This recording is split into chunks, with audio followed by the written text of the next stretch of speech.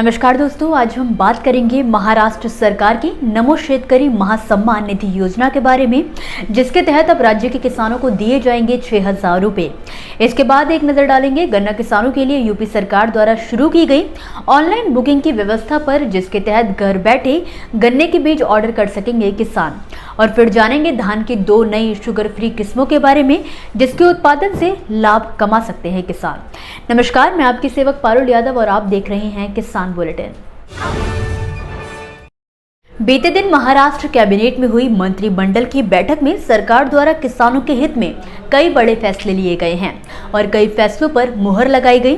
बैठक में प्रदेश सरकार द्वारा किसानों के लिए एक नई योजना का भी ऐलान किया गया, जिसके तहत अब महाराष्ट्र के किसानों को प्रदेश सरकार द्वारा सालाना 6,000 रुपए की आर्थिक सहायता दी जाएगी।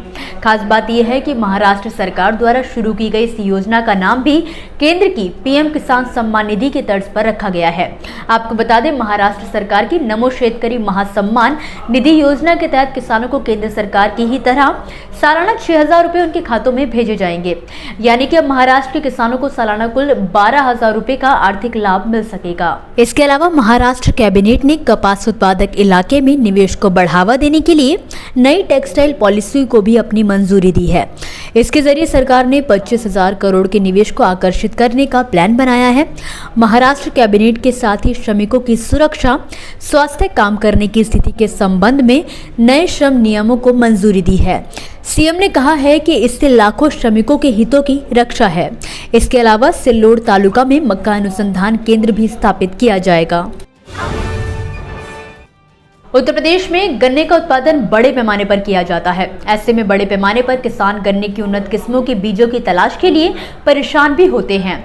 किसानों की इसी परेशानी को देखते हुए उत्तर प्रदेश सरकार ने अब ऑनलाइन बीज बुकिंग की प्रक्रिया शुरू कर दी है, जिसकी मदद से किसान आसानी से अपनी पसंद की उन्नत किस्मों के बीजों का चयन करके उन्हें बुक करा सकेंगे। खास बात यह है कि अब ना तो किसानों को दर दर की ठोकरें खानी पड़ेंगी और न ही गुणवत्ता को लेकर चिंतित होना पड़ेगा। अगर प्रदेश के गन्ना किसान गन्ने के बीज खरीदना चाहते हैं तो वो आधिकारिक वेबसाइट inquiry.canup.in पर जाकर अपनी बुकिंग करा सकते हैं। वहीं अगर आप ऑनलाइन पेमेंट करने में सक्षम हैं तो वेबसाइट पर ऑनलाइन पेमेंट की सुविधा भी उपलब्ध करवाई गई है। खास बात यह है कि शाहजहांपुर समेत कई गन्ना केंद्रों पर बेहतरीन बीज तैयार किए जा रहे हैं। साथ ही इस बात पर भी ध्यान दिया जा रहा है कि किसान गन्ने के खेत में कम से कम रासायनिक खादों को इस्तेमाल करें। उत्तर प्रदेश गन्ना शोध परिषद के सभी 9 सेंटर्स पर कई प्रजातियों के गन्ने के बीज उपलब्ध हैं।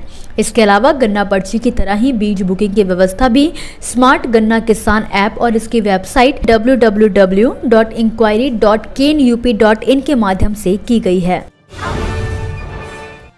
वैसे तो चावल का सेवन पूरे भारत में किया जाता है, लेकिन दक्षिण व पूर्वी भारत में बड़े पैमाने पर लोग चावल खाना पसंद करते हैं। मगर अब धीरे धीरे बढ़ती बीमारियों की वजह से शुगर के मरीज चावल नहीं खा पाते, क्योंकि इससे उनका शुगर लेवल बढ़ जाता है।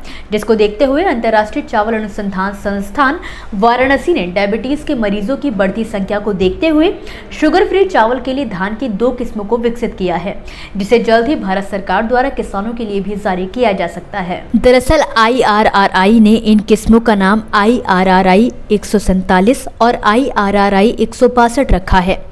धान की इन 2 किस्मों के सेवन से शरीर में शुगर की मात्रा एक सीमित स्तर तक ही बढ़ती है। ये जांचने के लिए धान की दोनों ही किस्मों का क्लिनिकल मानव परीक्षण भी किया गया है। वैज्ञानिकों के मुताबिक धान की IRRI 147 किस्म का उत्पादन औसतन 4.2 से 5.5 टन प्रति हेक्टेयर दर्ज किया गया है, जबकि IRRI 162 का उत्पादन अलग अलग राज्यों में अलग अलग दर्ज किया गया। जैसे त्रिपुरा में 5.3 टन, हजारीबाग में 5.1 टन, बनारस में 4.2 टन और कटक में 4.7 टन प्रति हेक्टेयर उत्पादन दर्ज किया गया है।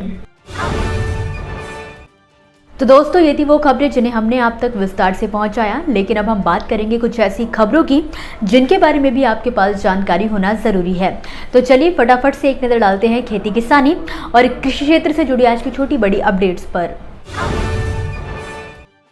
राजस्थान के जयपुर जिले के सीतापुरा में जल्द ही 16 जून से 18 जून के दौरान एक राज्य स्तरीय किसान मेले का आयोजन किया जाने वाला है, जबकि 23 व 24 जून को उदयपुर और 30 जून और 1 जुलाई को जोधपुर में संभाग स्तरीय मेलों का आयोजन किया जाएगा। इन किसान मेलों में 50,000 से भी ज्यादा किसानों के भाग लेने की उम्मीद विभाग द्वारा जाहिर की गई है। बीते मंगलवार को महाराष्ट्र सरकार द्वारा किसानों के लिए कई बड़े ऐलान किए गए, जिनमें से एक के मुताबिक अब किसानों को फसल बीमा के लिए सिर्फ 1 रुपया ही देना पड़ेगा, जबकि महाराष्ट्र सरकार किसानों के प्रीमियम का 2% हिस्सा खुद भरेगी। बीते दिन महाराष्ट्र कैबिनेट ने इस फैसले को मंजूरी दे दी है, जिससे किसानों को बड़ी राहत मिली है। राजस्थान के धौलपुर में मंगलवार शाम को आई आंधी और बारिश से जिले में भारी नुकसान हुआ है। विद्युत पोल, पेड़ और मकान धराशायी होने के साथ ही आधा दर्जन लोग घायल भी हुए हैं। इस बीच एक खबर के मुताबिक आंधी में हाई टेंशन लाइन का तार टूटकर झाड़ियों में जा गिरा, जिसकी चपेट में आने से 35 साल के एक किसान की बुधवार सुबह मौत हो गई है। महाराष्ट्र के यवतमाल जिले में बेमौसम बरसात के कारण केले की खेती को बड़े पैमाने पर नुकसान पहुंचा है। इसके चलते किसानों को भारी नुकसान उठाना पड़ रहा है। वहीं मौसम विभाग ने अगले 24 घंटों में भी बारिश का पूर्वानुमान जारी किया है। खबर की माने तो गांव में कम से कम 5 से 7 किसानों के केले के बाग पूरी तरह से बर्बाद हो गए हैं। प्याज उत्पादक किसानों की तकलीफ कम होने का नाम नहीं ले रही है। ताजा मामला सामने आया है अहमदनगर से, जहां पर निराश किसान ने बड़े पैमाने पर अपनी ही प्याज को जला दिया है।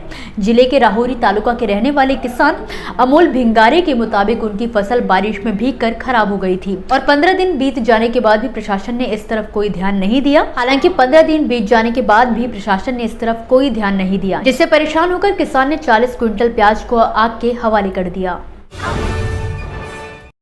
इसी के साथ आज के किसान बुलेटिन की बड़ी खबरों में फिलहाल के लिए बस इतना ही। आप मुझे दीजिए इजाजत और देखते रहिए ग्रीन टीवी। नमस्कार।